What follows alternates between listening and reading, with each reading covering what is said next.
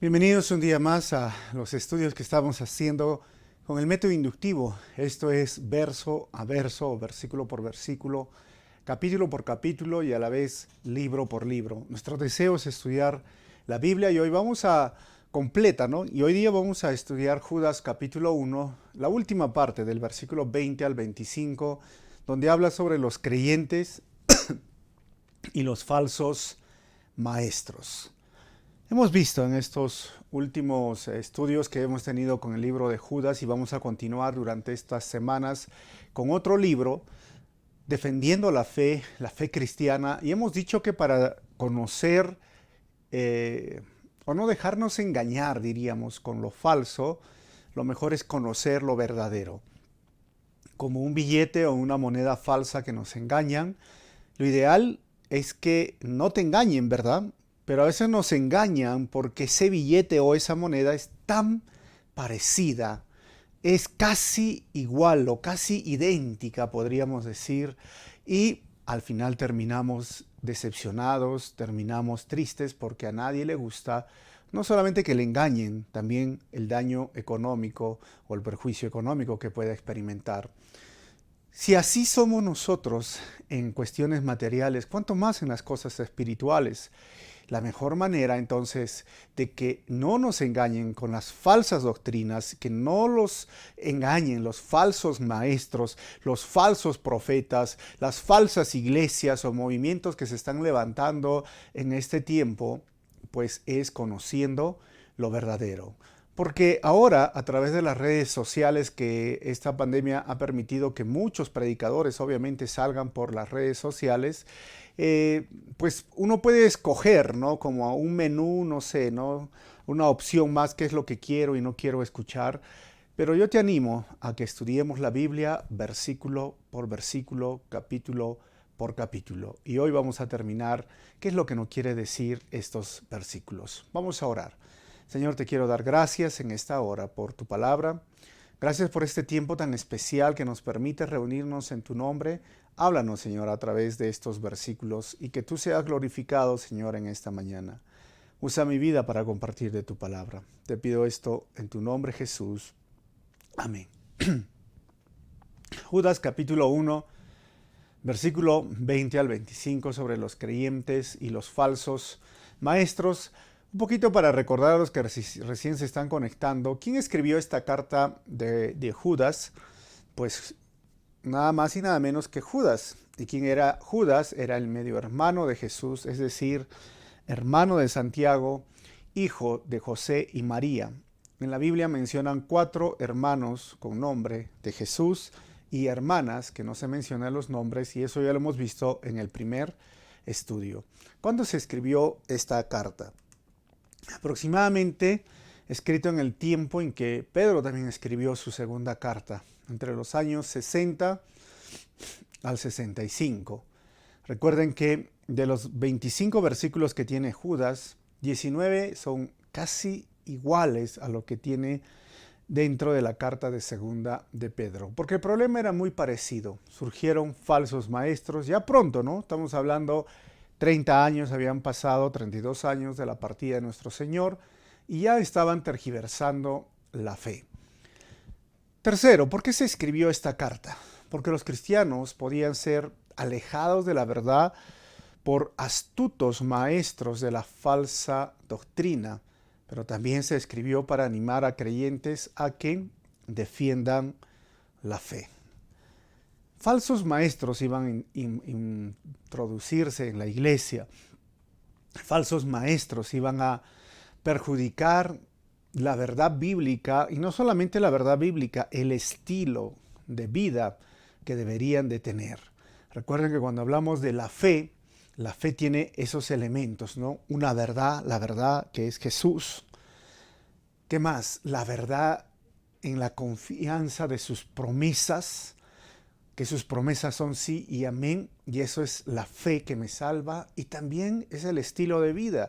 Los apóstoles vivieron como Cristo vivió, pero estos falsos maestros hoy estaban viviendo totalmente a lo que Cristo vivió.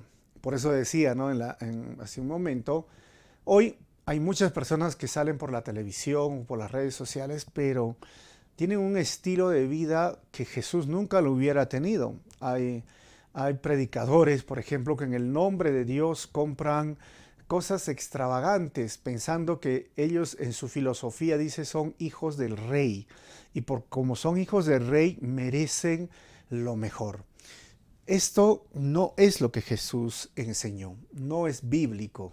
Y hemos visto esas pseudo teologías, si lo llamaríamos, ¿no? La teología de la liberal, la teología de la liberación, la teología de fe y prosperidad, la teología esta de la guerra espiritual y la última, la teología queer, que atenta contra la fe. O sea, hay más, pero estamos hablando específicamente con estas que están atentando contra la iglesia. Para terminar esta pequeña introducción, ¿de dónde fue escrito? Pues no se sabe exactamente cuál es el lugar de donde fue escrito, pero sí es que en ese momento había esta amenaza. Así que el bosquejo de esta última parte, del 20 al 24, vamos a ver que los creyentes frente a los falsos maestros. Y la última parte es el final de la carta. Así que vamos a ir leyendo y estudiando. Versículo 20, dice el texto. Pero ustedes, ya que Judas se refiere a la iglesia, pero ustedes, queridos amigos, deben edificarse unos a otros en su más santísima fe. Orar en el poder del Espíritu Santo. Y mira que Espíritu Santo lo he marcado, si estás ahí viendo en la pantalla, con color verde, pero si no, lo he resaltado, la palabra Espíritu Santo. Pero hay algo interesante, deben edificarse unos a otros en su más santísima fe. Recordemos que la salvación es algo que Dios ha empezado en nuestras vidas. Y como dice su palabra, el que empezó la buena obra la irá perfeccionando hasta el día final. O sea, sabemos claramente que la salvación es algo que empezó en la cruz, terminó en la cruz y me lo dio a mí como parte de su gracia inmerecida. Y esto es una realidad y una verdad bíblica porque fe proviene de Dios para que yo pueda ver al Señor. Pero también la Biblia habla de que yo debo de permanecer. La Biblia también habla de que yo debo de mantenerme en la fe o debo edificar mi fe. Si bien es cierto, la fe viene como un regalo, yo también tengo que hacer, crecer, fortalecer, madurar, si lo podríamos decir. No estamos hablando de eso de niveles, ¿no? Porque hay personas que hablan de niveles de fe, no, sino que la fe crece y madura, así como es algo que el Señor ya me dio a mí, que es su palabra, que es esta fe. Y a medida que yo voy teniendo experiencias con Él, a medida que yo voy leyendo la palabra o entendiendo quién es, mi fe va madurando. Y la forma de edificarse unos a otros en su santísima fe, lo primero que tú tienes que hacer es tener un estudio bíblico personal. Si tú no tienes un estudio bíblico personal, créeme, no se va a seguir edificando esa fe. Y eso es tu deber y esa es tu responsabilidad. Para que se pueda seguir construyendo, edificando, madurando, creciendo, fortaleciendo, tienes que pasar tiempo tú mismo estudiando la palabra del Señor. Tienes que tener tiempo. Así que esto es muy importante que lo hagas. Ahora, ¿cada cuánto tiempo lo voy a hacer? Esto depende de cuánto tú también quieres crecer, porque la Biblia está a tu disposición a diario. Pero yo te recomendaría que nunca descuides tu devocional diario, entre 15 a 30 minutos, un tiempo en el cual tú puedas leer un libro, ir a la observación, a la interpretación, la aplicación, tener un tiempo de conversar con Dios. Hoy hay tantos recursos que puedes encontrar también para seguir escuchando o creciendo o estudiando en la Biblia a través del internet. Pero también tenemos estudios bíblicos grabados, ya sea en YouTube, tenemos devocionales. O sea, lo importante es que tú te comprometas con el Señor a seguir edificándote. Edifiquémonos unos a otros, porque si no haces esto, es como agarrar, ¿cuánto tiempo yo podría pasar, por ejemplo, hoy es domingo, hoy tengo mi almuerzo grande, en Arequipa se come el triple, por ejemplo, es chicharrón de chancho con su rocoto relleno y su pastel de papa, ¿no? Platazo así enorme. Entonces yo voy a comer hoy día mi triple y mañana ya no desayuno, lunes no almuerzo, no voy a cenar. Llega el martes sin desayuno, sin almuerzo, sin cena. ¿Cuántos días crees tú que yo puedo resistir sin comer? Pensando que yo ya comí un triple, o sea, un plato enorme. O sea, si estás en Arequipa y los que son de Arequipa saben que el triple es un plato enorme, ¿no? Entonces, ¿cuántos días? De repente llega el miércoles, pero hay hombres que ya con su barriga no se les puede, no te puedes meter con cualquier cosa menos con su estómago. Así que llega el día martes y ya no pueden más. Tienen que comer. Pero imagínate que si tú comes el domingo tu triple y esperas hasta la próxima semana, vas a llegar ansioso, débil, ¿no? Yo no sé si vas a poder llegar al domingo, especialmente algunos hombres, ¿no? Algunas mujeres. Pero tú dices, porque me falta comida, quiero comer. Pero ahora imagínate en tu comida espiritual. Es triste que a veces muchos cristianos esperan el domingo solo para estudiar la Biblia. Ojo, mira, está bien que estés aquí en este estudio bíblico, pero no es suficiente para seguir edificándote en la Santísima Fe. ¿Me entiendes? O sea, es tu deber, es tu responsabilidad leer la Biblia, estudiar la Biblia, profundizar en las Escrituras, porque es tu alimento espiritual. No solo de pan vive el hombre, vive de toda la palabra que sale de la boca del Señor. Y como te dije, si yo como un triple hoy y hasta el próximo domingo y voy a estar débil, flaco, terriblemente con un humor cambiante, quizás sea esa el motivo por lo cual tú durante toda la semana no tienes paz en el corazón, no tienes tranquilidad, no tienes gozo, no tienes alegría, porque estás descuidando tu alimento espiritual. Y luego el texto nos dice, habla del Espíritu Santo, pero tengo una pregunta, ¿qué significa que oren en el poder del Espíritu Santo? Tres cositas, miren. Primero, el Espíritu ora por el creyente en Romanos 8, 26, 27. Segundo, el creyente ora en la guía y súplica del Espíritu, según Efesios 6, 8. Tercero, el creyente ora en el don de lenguas en 1 Corintios 12, 10. Un ratito.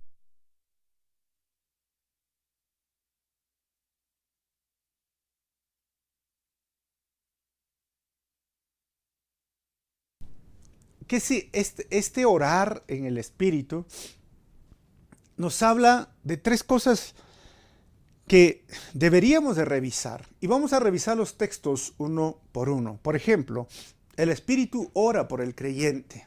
Según Romanos 8, 26 y 27, nos dice el texto, de igual manera, el Espíritu nos ayuda en nuestra debilidad. Pues no sabemos qué nos conviene pedir, pero el Espíritu mismo intercede por nosotros con gemidos indecibles. Pero el que examina los corazones sabe cuál es la intención del Espíritu, porque intercede por los santos conforme a la voluntad de Dios. En la Biblia encontramos esto, hermanos. Orar en el poder del Espíritu. Es que no solo es orar, no solo es ir y decir, mira, Señor, necesito esto, necesito lo otro, Señor, bendice mi día o bendice tal. La Biblia habla en estas tres ocasiones mínimo, hay más textos, donde el Espíritu Santo, que es Dios, que está con nosotros, que es el Consolador, que es el Paracletos, quiere tener esa intimidad, donde Él nos ayuda en nuestra debilidad. Y ese es orar Uno, en el poder del Espíritu Santo. Que llega un momento en la oración donde tú estás intercediendo o orando y en tu tiempo devocional y de repente llega un momento donde no puedes como hablar más y el Espíritu Santo nos ayuda en ese momento con esos gemidos indecibles. Y Él sabe lo que está en nuestro corazón, sabe lo que hay y a veces simplemente decimos, Señor, guíanos, enséñanos, dirígenos. Eso es orar en el poder del Espíritu. El Espíritu ora por el creyente, le ayuda. Pero tú has tenido esa experiencia personal de que cuando estás orando el Espíritu Santo viene sobre tu vida y te llena y empiezas a tener, a veces ya no son palabras, a veces son solo lágrimas o a veces son solamente sonidos. Pues la Biblia habla de esto en Romanos 8, 26 y 27. Ahora, lo segundo es que el creyente ora en la guía y también la súplica del Espíritu, como dice Efesios 6, 18, dice, oren en todo tiempo, con toda oración y súplica en el Espíritu.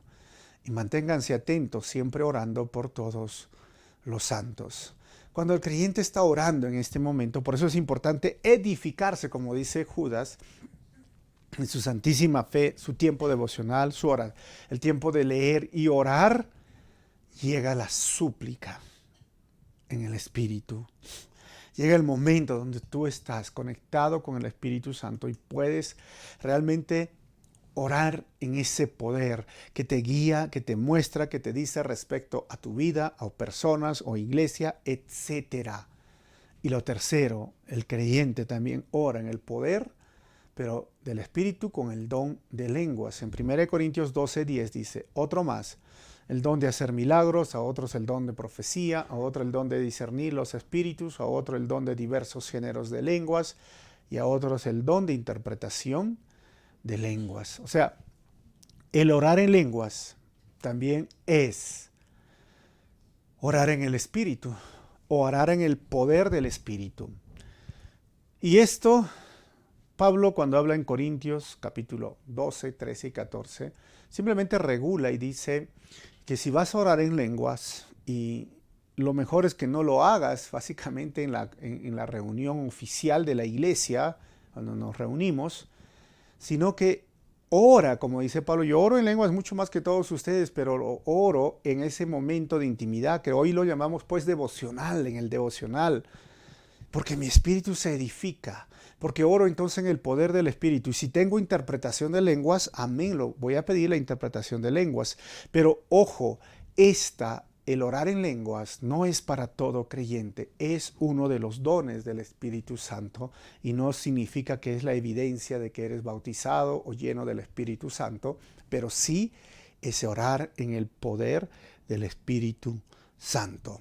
Que tú puedas ser guiado, hermanos, por esto. Así vamos creciendo, así vamos edificándonos. La palabra de Dios, el devocional, el tiempo de oración, el poder compartir a otros de lo que Dios está haciendo en nuestra vida. Así como dice Judas, vamos creciendo nosotros. Versículo 21. Ahora Judas nos va a enseñar y nos dice que los creyentes frente a los falsos maestros deben de seguir amándose. Si ya bien Judas nos animó que frente a los falsos maestros debemos de seguir edificándonos, tanto en la palabra, con el tiempo devocional o la oración, en el poder del Espíritu Santo. Ahora, el versículo 21 dice, y esperar la misericordia de nuestro Señor Jesucristo, quien les da vida eterna. De esta manera se mantendrán seguros en el amor de Dios. Hace un momento marqué Espíritu Santo, o lo resalté con verde, ahora Señor Jesucristo y ahora Dios, que está marcado. Pero habla de que esperemos la misericordia. Este es el momento. Y por la misericordia del Señor, Él nos va a dar vida eterna y ahí nos vamos a mantener seguros, dice Judas.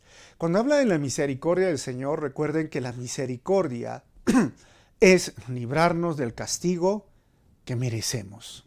Eso es muy importante que recuerdes, librarnos del castigo que merecemos. Y es el Señor quien nos va a librar de ese castigo. Por eso es que cuando el cristiano fallece, pues ya está libre de ese castigo y está en la gloria del Señor. Y Él nos va a dar la vida eterna.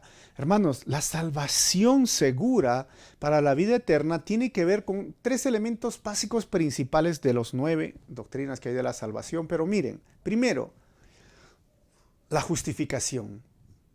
La justificación nos hace entender que la salvación es como un regalo gratuito de la obra terminada de Jesucristo en la cruz. Y tú y yo somos justificados. Ahora, la santificación, esta doctrina de la salvación que nos da la seguridad de la vida eterna, es que la salvación es demostrada por una vida como la de Cristo.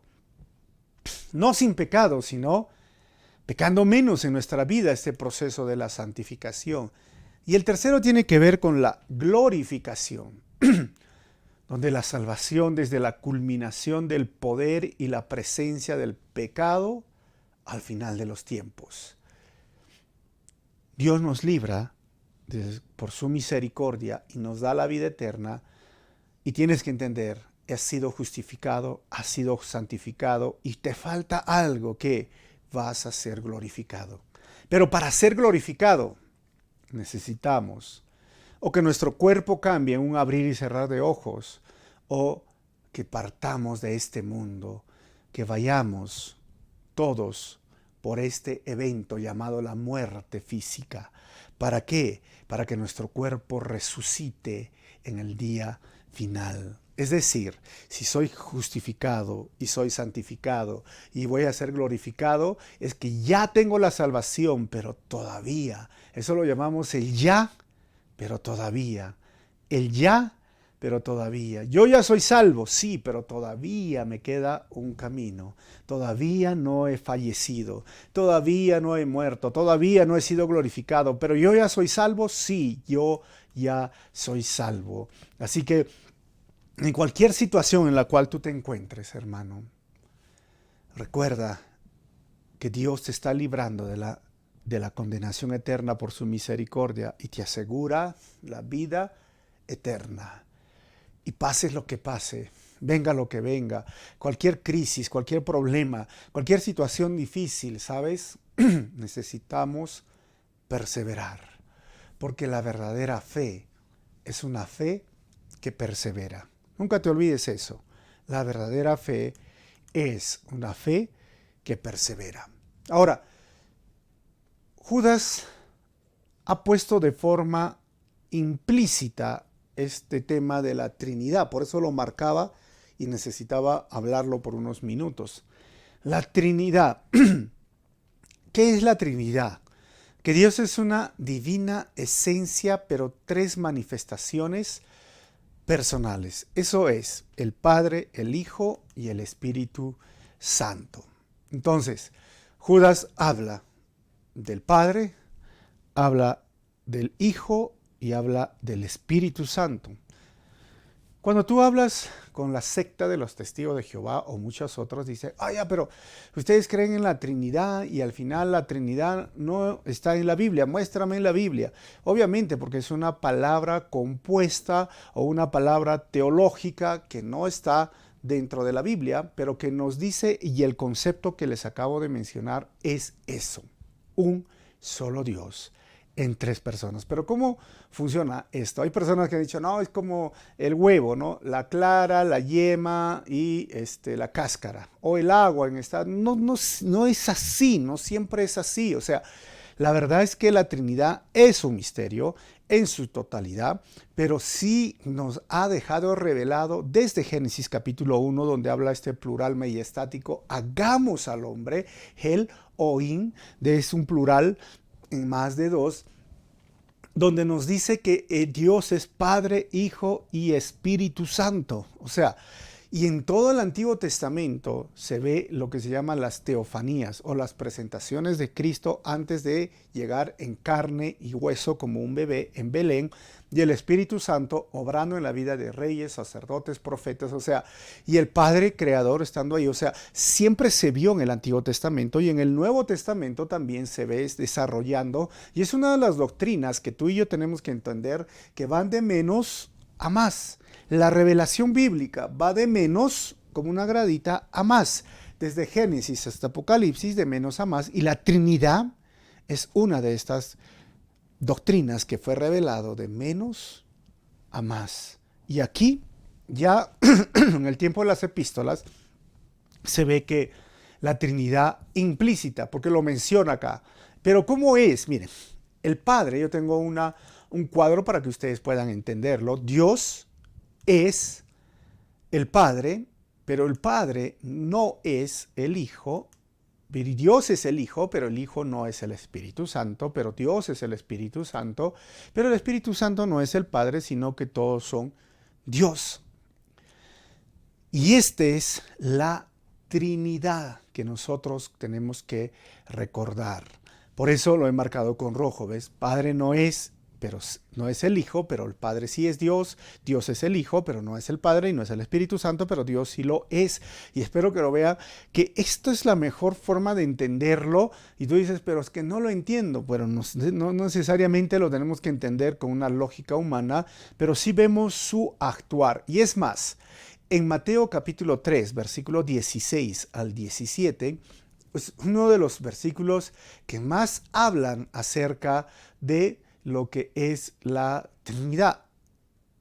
El texto dice: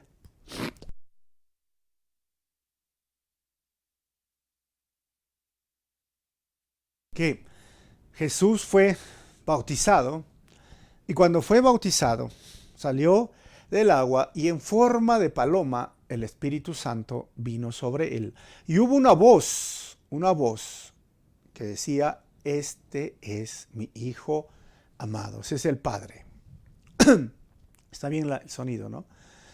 Mateo 3, 16, 17, Neide, nos dice esto claramente, que el Padre, una voz, el Hijo salía del agua, el Espíritu Santo en forma de paloma, los tres en forma de paloma, ojo que no es paloma, ¿no? Los tres estaban allí actuando. Y lo que hace Judas entonces en este momento simplemente es hacernos recordar que Él, nuestro Dios, es uno solo, pero es Padre, Hijo y Espíritu Santo. Tampoco son tres manifestaciones en tres tiempos diferentes como dicen los unitarios. Ellos dicen, no, pues que en el Antiguo Testamento se reveló como el Padre y luego vino a la cruz como el Hijo y ahora está como el Espíritu Santo.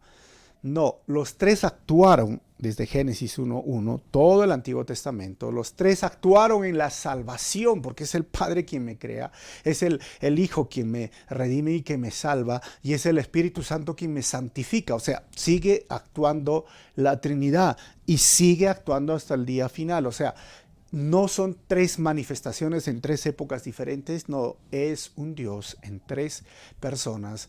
Y no es los únicos versículos que hablan de forma implícita la Trinidad, como les he mostrado en Mateo y les he mostrado en toda la Biblia, para que las personas puedan entender que sí hay defensa sobre nuestra fe respecto a esta doctrina de la Trinidad. Es más, en nuestros discipulados que tenemos en la iglesia tenemos una clase exclusiva sobre la Trinidad. Pero simplemente decía, tenía que mencionarlo porque Judas lo estaba hablando. Ahora, versículo 22 al 23. Los creyentes frente a los falsos maestros deben ser comprensivos y compasivos, dice el texto. Versículo 22. Deben de tener compasión de los que no están firmes en la fe. Ahora, Judas los lleva a que, tanto en la iglesia, nosotros, que estamos viendo y estamos siendo atacados por doctrinas, ya en el tiempo de Judas, por estas doctrinas que estaban tergiversando con el gnosticismo, la filosofía griega, y hoy con estas teologías que abundan por todo lado, pues seamos compasivos con aquellas personas que tienen dudas. Seamos compasivos.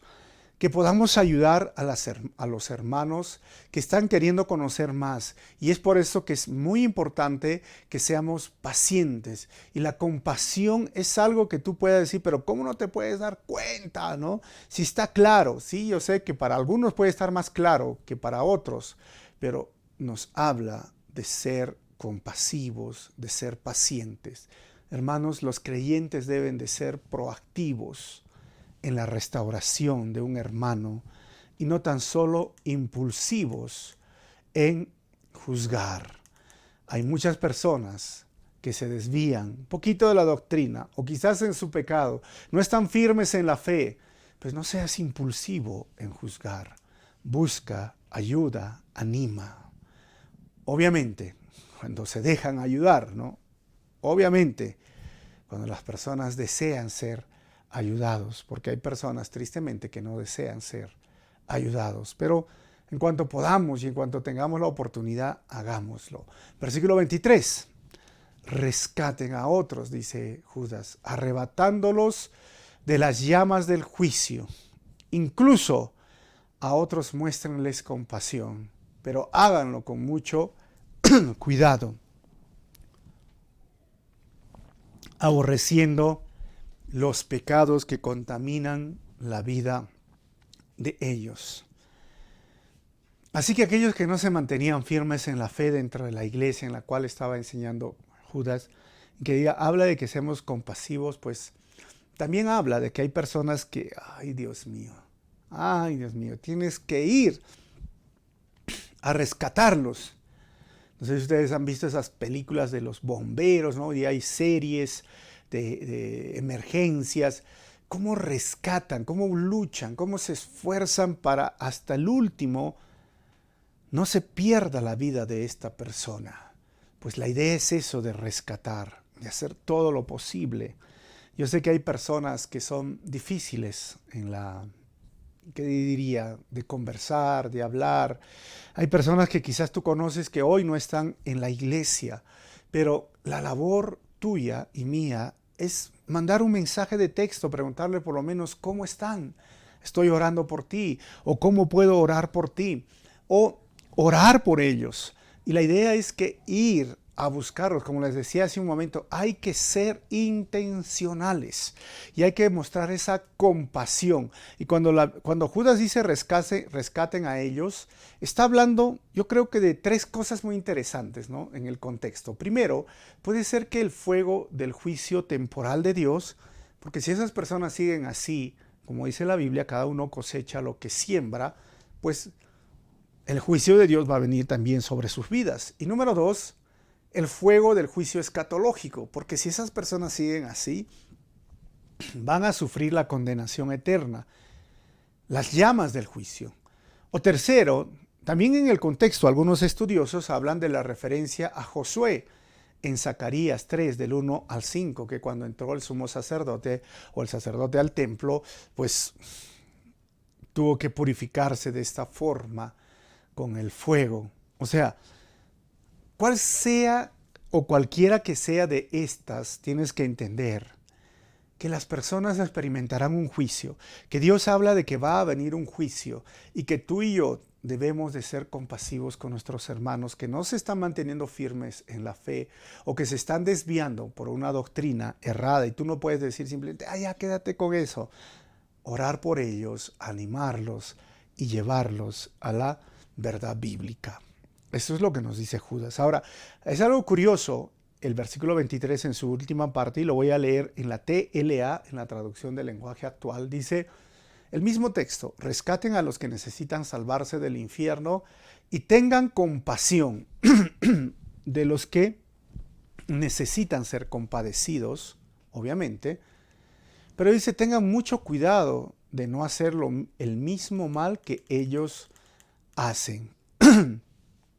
La NTV dice, que hemos leído, aborreciendo los pecados que contaminan la vida de ellos, o en otras palabras, la TLA, no hagas lo mismo, el mismo mal que ellos hacen. O sea, al final, lo que dice Judas es que si vas a ayudar a una persona y vas a mostrar compasión y los vas a animar, ten cuidado, o sea, sé sabio, ayuda, ora, anima, pero no te comprometas más al punto de actuar como estas personas actúan. ¿Y qué quiere decir esto?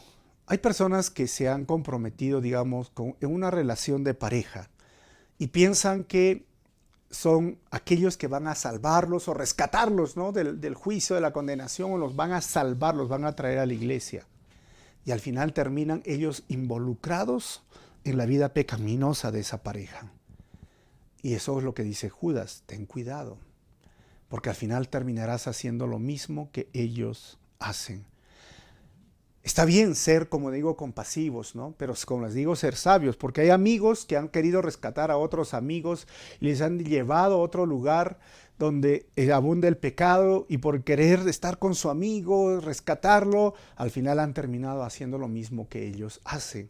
Por eso, no significa que no hagamos, simplemente que seamos sabios. Todo tiene un límite. Nunca olvides al final que la vida de esa persona es un asunto espiritual. Tu deber es orar para que Dios muestre misericordia a ellos. Y tu deber es mandar un versículo bíblico o mantenerte en contacto, en comunicación, pero sé sabio. No comprometas tampoco tu vida ni tus principios, porque esto es lo que dice Judas. Al final vas a terminar haciendo lo que ellos hacen por querer involucrarte más en su vida. Seamos sabios y, como te dije hace un momento, es un asunto espiritual. Lo mejor al final que podemos hacer por alguien que está débil o desviándose de su fe, o está yéndose a veces por estas doctrinas o pseudo doctrinas o falsas teologías, ora por ellos para que el Señor te dé la oportunidad de hablar y llevarlos una vez más al camino correcto, a la palabra. Versículo 24, Judas nos dice, los creyentes frente a los falsos maestros deben de confiar en el poder de Dios. Versículo 24. Y ahora, que toda la gloria sea para Dios, quien es poderoso para evitar que caigan y para llevarlos sin mancha y con gran alegría a su gloriosa presencia. Ahora, este versículo es muy importante. Porque si ya decía hace un momento, la fe que verdadera es la fe que persevera, que yo también tengo que edificarme, que yo también tengo que poner de mi esfuerzo, pareciera que este versículo quiere decir, oye, tú no necesitas hacer nada, porque el que es el que te salvó va a evitar que tú caigas, o sea, tú tampoco tienes como que santificarte. Y obviamente que en medio de estos siglos, después de la Reforma, han surgido doctrinas en las cuales hablan salvo, siempre salvo. Y es una buena lógica, pero no es una lógica basada 100% en la Biblia. Tiene apoyo en algunos versículos, pero no en todos los versículos de la Biblia. Y opuesto a esto es que tú puedes perder la salvación, ¿no? O sea, si oras en tu devocional y luego del camino de tu casa al paradero, pecas y mueres, te atropella un carro y dices, ya perdiste la salvación. Todo lo que tú estabas haciendo en tu vida por más de 20 años o 40 lo perdiste en un momento por un pecado. Esos ejemplos son interesantes que muchas personas hoy discuten, pero la Biblia sí nos dice claramente que Dios es poderoso para evitar que caigas y llevarlos sin mancha. O sea, la seguridad de la salvación, hermanos, es una realidad.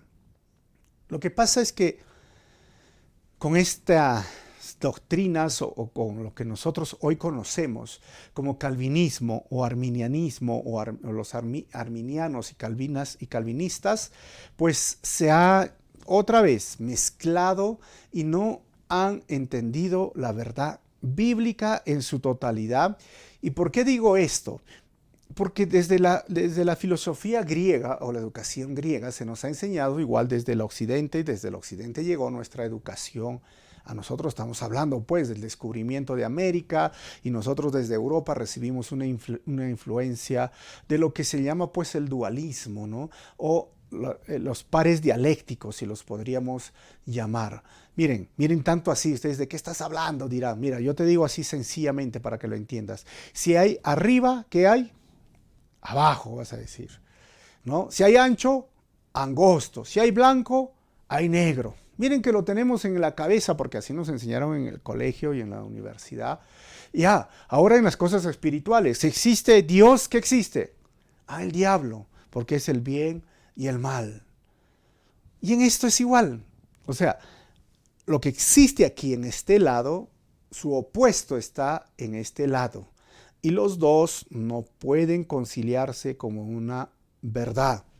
Respecto a la salvación, ¿se pierde? No se pierde la salvación. Ahí va el punto.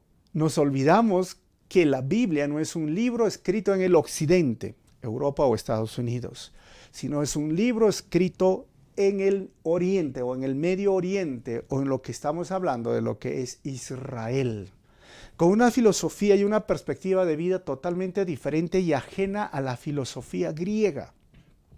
Entonces, Job dice, si de Dios sabemos recibir lo malo, ¿acaso no sabremos recibir lo bueno? Y ahí va entonces el conflicto, porque estas pseudo teologías dicen, miren cómo va con la salvación y todo, ¿no? Si Dios es bueno, entonces Dios quiere que tú seas rico, que seas próspero, que no tengas enfermedad y que seas un hijo del rey.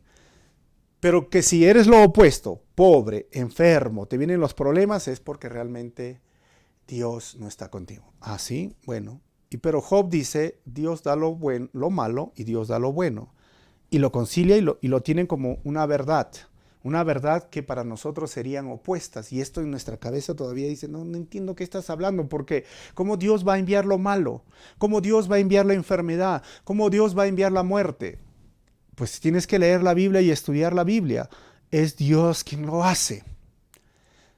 Y tienes que sacarte este chip de que Satanás es un opositor, o mejor, no un opositor, sino un contrincante de Dios, porque Satanás es un ángel caído y Dios es el Todopoderoso. ¿Sabes quién es un contrincante de Satanás? Lo hemos visto en el estudio anterior, es Miguel, otro ángel. Pero no Dios. Pero en este tema de la guerra espiritual sí lo ponen a Jesucito con Satanás y están haciendo fuerzas porque no están entendiendo la Escritura. Respecto a la salvación en los pares dialécticos, la Biblia habla, como en este caso, que es Dios que es poderoso para evitar que caigamos y nos lleva sin mancha. Amén, la salvación no se pierde.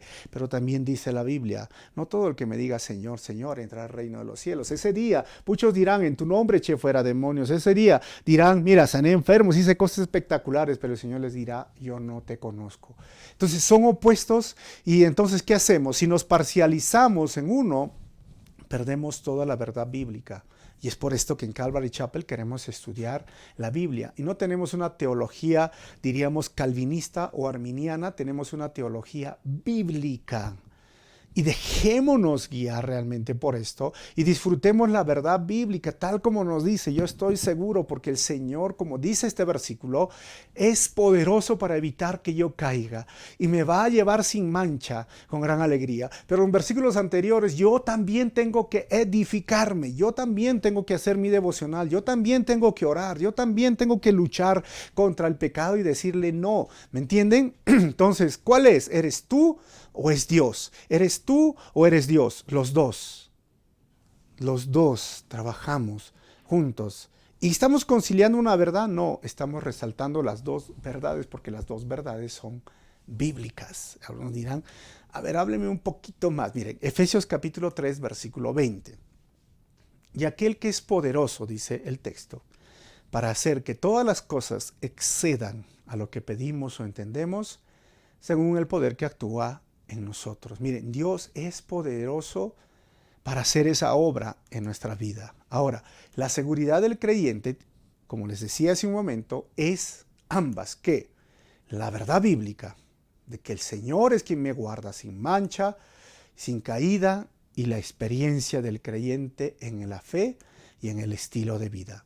Y de los muchos versículos que hay sobre la seguridad, yo te voy a mostrar unos versículos que concilian este tema de una forma bíblica. Segunda de Pedro 1:10 dice, por eso, hermanos, procuren fortalecer su llamado. Miren, ahí va en el hombre, procura fortalecer su llamado y elección. Si hacen esto, jamás caerán. Miren que Judas dice, Él es poderoso para que los guardes sin caída, no los va a hacer caer, pero dice, tú también tienes que fortalecerte. Y el llamado y tu elección, porque si no, jamás vas a caer. Si haces esto, no vas a caer. O sea, ya va el punto, miren, un momentito, ¿no? O sea, ¿en quién yo tengo fe o es Dios quien pone fe? Dios me muestra, abre mis ojos y yo respondo en fe. La elección tiene que ver con un acto de Dios, sí, pero el hombre tiene que responder a la oferta de salvación. Y a eso se le llaman pares dialécticos. Y a veces esas paradojas son difíciles de entender en nuestra mente, como le digo, porque tiene que haberlo opuesto, porque yo tengo una tesis, una antitesis, y lo que yo saco es una síntesis. Esa es nuestra idea occidental, y esta síntesis no la pueden refutar simplemente de una forma tan sencilla. Pero la Biblia no es así. La Biblia habla de la seguridad de la salvación, pero tú también tienes que perseverar, tú también tienes que permanecer, tú también tienes que fortalecer el llamado, tú también tienes que hacer para que jamás caigas. O sea, ahorita estamos leyendo un versículo, Dios no me va a hacer caer, sí, pero tú también tienes que fortalecerte para no caer. Ay, entonces, ¿cuál es verdad? Ambos, ambos. Dios me guarda, Dios me tiene en su mano, pero yo también me guardo, yo también me agarro del Señor. Esa es la teología bíblica que se muestra, no parcializada. Recuerden muy bien esto, la Biblia ha sido escrita en el Oriente, bajo escritores en el Oriente, no del Occidente. Y estas dos teologías vienen del Occidente, Calvino y Arminio, después de la Reforma, y ellos en esa interpretación que hacen de estos textos y quitando muchos textos que no les gustan, pues tienen su doctrina y hay muchas iglesias hoy que surgen con estas doctrinas, pero nuestro deseo es estudiar la Biblia. Ahora miren, 1 Corintios 15:2, vamos a ver lo que dice. Y miren el condicional, dice, y nosotros hemos llegado a participar de Cristo siempre, y lo he marcado, siempre y cuando retengamos firme el fin, la confianza que tuvimos al principio. Pues ¿acaso no era Dios el que tenía que mantenerme a mí sin caída y sin mancha? Porque ahora dice, retengamos firme hasta el fin la confianza que tuvimos al principio. ¿Quién es el que hace? ¿Es Dios que me va a mantener sin caídas y sin mancha? ¿O es que yo tengo que mantenerme firme? Ambos. Por eso les digo, hermanos, ambos. Mi salvación está segura en el Señor. Y doy gracias al Señor porque Él me guarda sin caída, sin mancha. Pero yo también tengo que mantenerme firme desde el principio hasta el fin. Y ese hace un momento les decía, es el ya, pero todavía. Para que lo resumamos así en una forma, en una frase. Ya soy salvo, pero todavía. ¿Y eso hablo en la inseguridad? No. Hablo en que todavía hay mucho camino por recorrer. Hablo que todavía no he fallecido, no he muerto para que surja mi glorificación, el estado en el cual estaré para siempre con mi Señor. Hay mucho camino. Por eso Pablo decía, he peleado la buena batalla, he guardado la fe, cuando él estaba al punto de morir. Pero también podía decir, ¿sabes? Voy a proseguir a la meta. No pretendo haberlo alcanzado todo. Una cosa hago, olvido el pasado. El pasado es pasado, lo que pasó el 2021, lo que pasó la semana pasada, eso es pasado.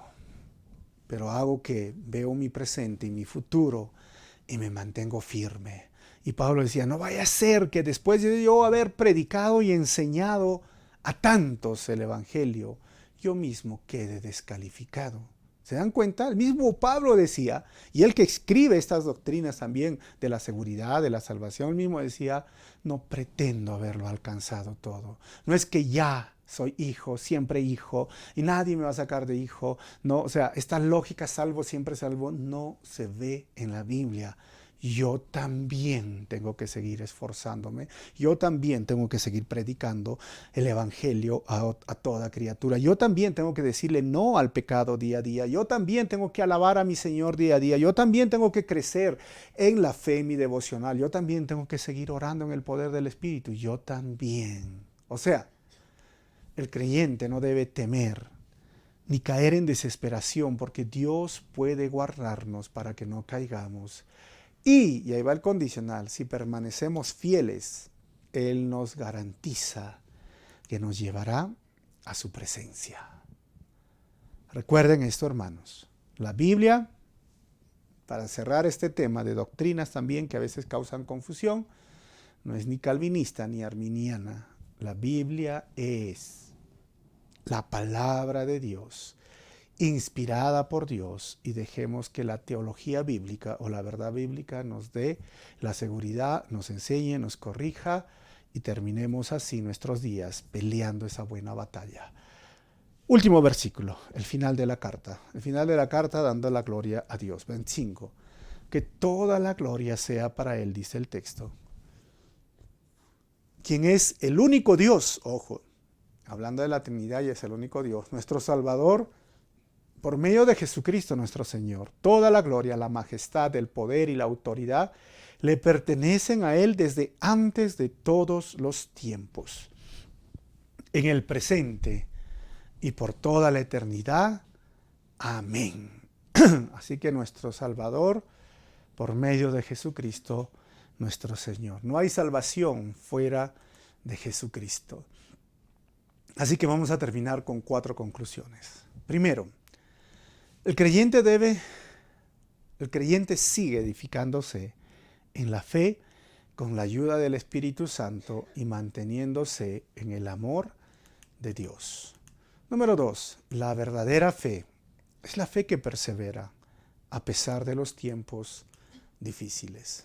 Número 3, el creyente es guardado por el poderoso y único Dios para no caer en medio de los peligros posmodernos. Y número 4, el creyente será presentado de forma intachable en el cielo por los méritos de Cristo y pronto estará en su estado de glorificación.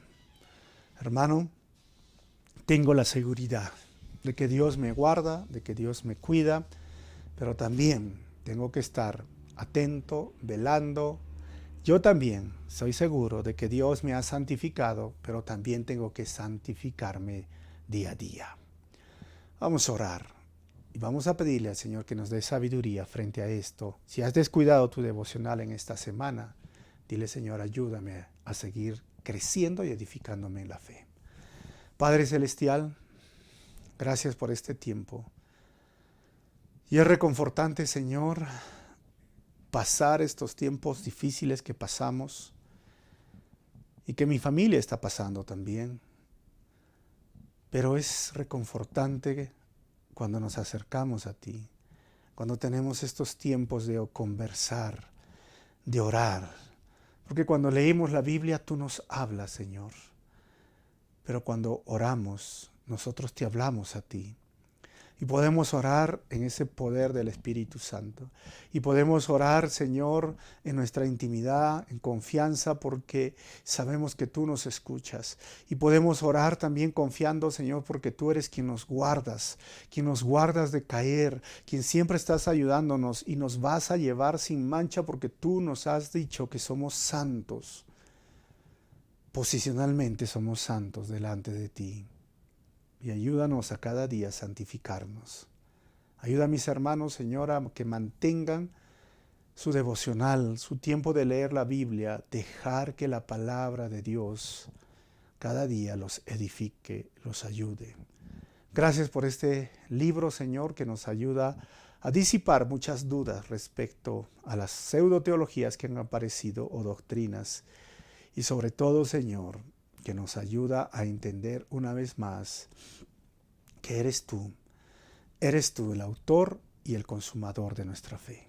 Gracias por todo esto. En tu nombre, Jesús, oramos así, Señor. Amén. Dios te bendiga y el próximo domingo comenzamos las reuniones presenciales, pero igual las vamos a transmitir a las 9:30 el sermón. Nos vemos con un nuevo libro.